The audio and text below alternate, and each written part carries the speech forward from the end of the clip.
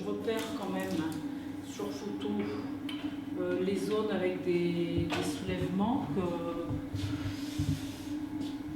qu'on puisse les repérer pour après, hein, si ça se ressoulevait. C'est des zones où il y a eu des soulèvements ou des pertes de matière.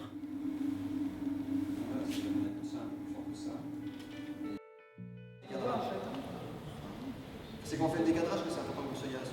Oui. Parce que ces trucs-là où on a des mesures mécaniques, on enlèvera, puis après ça on le remettra au même endroit. Oui. Et finalement, on a conclu qu'on pourrait faire une triple étude simultanée.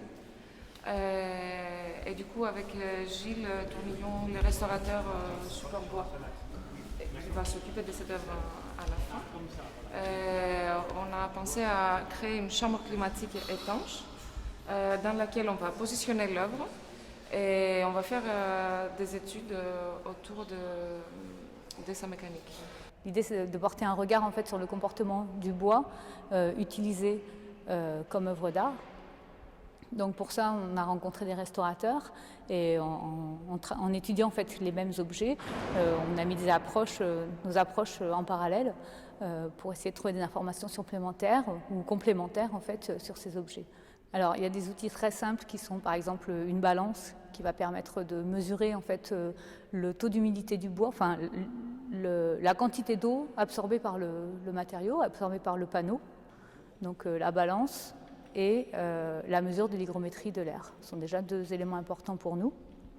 Et suite à ça, on va observer en fait les déformations du panneau ou les gonflements et retraits ou les courbures de la structure qui subissent ces variations dimensionnelles dues au gonflement, donc dues à la prise d'eau. Jusque-là, on observait en fait des variations dues à un panneau qu'on sort par exemple d'un environnement, mais on ne contrôlait pas l'environnement, alors que là on va pouvoir contrôler l'environnement, donc pour nous c'est une chance.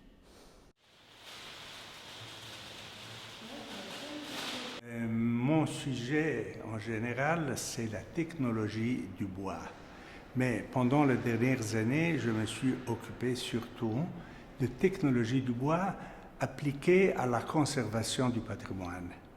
Donc en tant que technologue, m'occuper de la structure des objets d'art faits en bois et de leur conservation. Ce n'est pas en tant que restaurateur, mais en tant que chercheur dans le sujet du bois.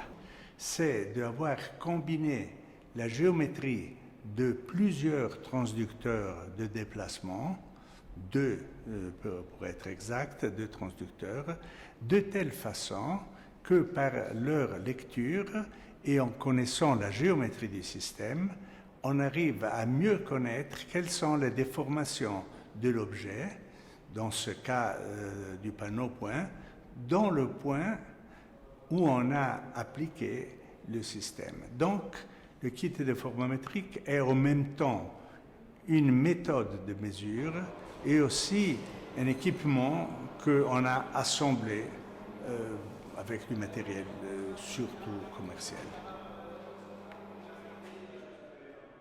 Nous, en fait, développons des techniques de mesure, mais optiques, c'est-à-dire sans contact, pour après pouvoir mesurer des grandeurs mécaniques qui vont être utilisées après pour étudier des matériaux ou des structures. Et ce qu'on veut nous déterminer, par exemple, c'est les déformations d'un solide soumis à des efforts mécaniques ou thermiques, etc., ou des structures. Voilà. Et tout ça, bien sûr, sans contact. Et donc, on a une vision stéréoscopique, donc avec deux caméras, qui vont filmer la scène au cours du temps, au cours du chargement. Donc là, c'est des problèmes d'hygrothermie. Mais après, ça va être des problèmes de démonter plus ou moins le cadre qui enserre ce tableau. Et on va, nous, pouvoir suivre au cours de ces chargements le déplacement de tous les points et en déduire des déplacements, des déformations. Et après étudier le côté mécanique de la chose, la réponse mécanique du panneau. Voilà. Alors moi aujourd'hui, je me rends compte que j'ai une perception du panneau de bois qui est encore plus profonde et globale que celle que j'avais autrefois. Tout simplement parce que le fait de pouvoir rentrer dans la matière grâce au regard des scientifiques comme Delphine, comme Luca, affûte le regard, on l'affûte chaque jour. On a vraiment affaire à une installation qui va nous permettre de restaurer une œuvre, mais aussi de façon scientifique et plus universelle, d'en savoir davantage sur les panneaux peints sur bois en général.